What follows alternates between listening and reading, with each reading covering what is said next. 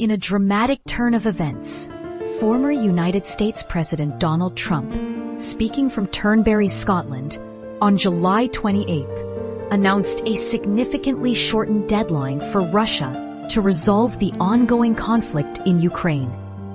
This declaration came just 2 weeks after he had issued an initial ultimatum granting Russia 50 days to reach a resolution. The abrupt change underscores a heightened sense of urgency and perhaps a shift in strategic calculus. President Trump expressed profound disappointment regarding Russian President Vladimir Putin. His words conveyed a deep frustration, stating, "I am very disappointed with President Putin. Consequently, we must reassess our approach, and I will be shortening the 50-day period I previously extended to him." This statement was made during a meeting with United Kingdom Prime Minister Keir Starmer. A detail that adds an intriguing layer to the announcement, suggesting potential behind-the-scenes discussions or a coordinated diplomatic effort.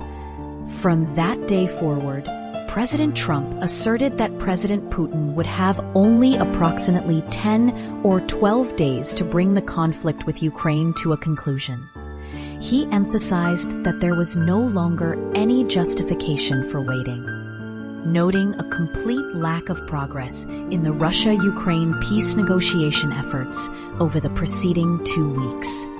This sentiment highlights the perceived futility of the current diplomatic track from the American perspective. As of the time of this announcement, there has been no official comment from the Russian side regarding President Trump's revised ultimatum.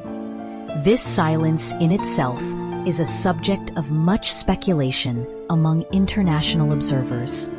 Does it signify a dismissal of the deadline as mere political rhetoric, an internal deliberation on a suitable response, or perhaps a strategic decision to avoid legitimizing a unilateral demand? It is worth recalling that President Trump's initial 50-day ultimatum to Russia was issued on July 14th. At that time, he had stipulated that failure to accept an agreement to end the conflict with Ukraine would result in severe tariffs and other punitive sanctions. He had then described the 50-day deadline as not overly long, deeming it sufficient time to address the conflict.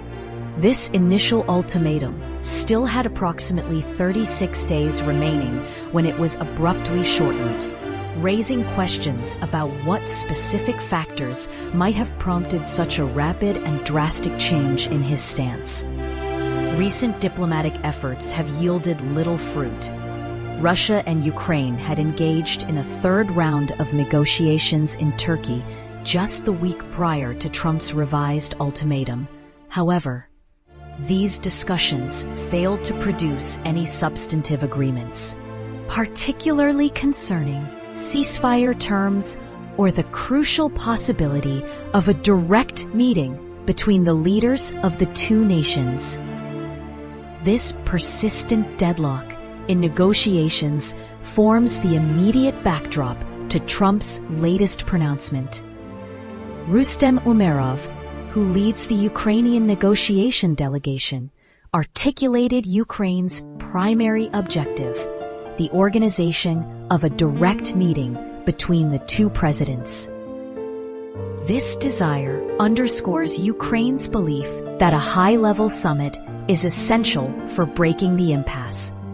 Conversely, Vladimir Medinsky, the head of the Russian delegation, maintained that the purpose of any such summit must be the signing of a pre-agreed document rather than a discussion to resolve all issues from the very beginning. This fundamental divergence in expectations for a leaders' meeting remains a significant hurdle. Multidimensional analysis and underlying narratives. President Trump's shifting ultimatum can be viewed through several lenses, extending beyond the stated reasons of disappointment and lack of progress. His approach often incorporates elements of high-stakes negotiation, public pressure, and a willingness to deviate from conventional diplomatic norms.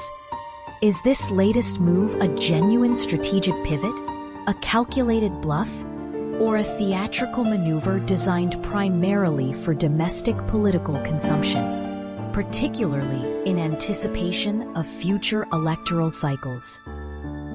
His past actions suggest a penchant for dramatic pronouncements intended to seize headlines and frame narratives. Russia's immediate silence following the ultimatum is equally open to interpretation.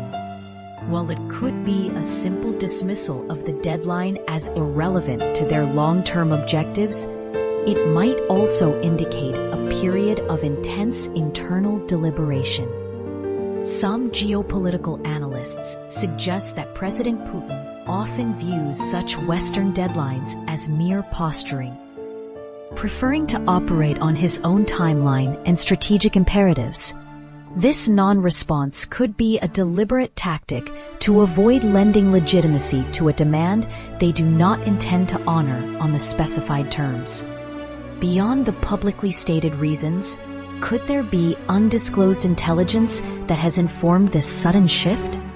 A critical juncture in the conflict, perhaps a looming military escalation or a secret back-channel negotiation nearing a decisive phase, might necessitate such an abrupt change in public strategy. From a conspiratorial viewpoint, this public ultimatum could be a carefully constructed smokescreen, diverting attention from a deeper, more complex geopolitical chess game unfolding behind closed doors. This might involve the influence of powerful third-party mediators or economic pressures that are not openly discussed in mainstream discourse. The threat of tariffs and severe sanctions, while explicitly mentioned by Trump, could represent a more potent and immediate lever than publicly acknowledged. Is there a specific economic trigger point that this 10-day window is designed to hit, or conversely, to avoid? Some theories posit that the conflict's duration and intensity are inextricably linked to global energy markets, arms sales, or other vested economic interests. In this light, the revised deadline could serve a hidden economic agenda, benefiting certain powerful entities or nations, or even that the UK leader was being informed of a decision already made, highlighting a potential shift in the Western alliance's strategy and a more unified front against Russia. The persistent stalemate in negotiations, characterized by Ukraine's desire for a direct leader summit and Russia's insistence on pre-agreement, invites further speculation. Was the first deadline a test of resolve, a period to gather critical intelligence, or a cover for covert operations designed to shape the battlefield or political landscape? The sudden reduction suggests a rapid reevaluation of the situation or a new urgent imperative, possibly linked to intelligence that remains undisclosed to the public, or even a pre-planned sequence of escalating pressure intended to force a specific outcome.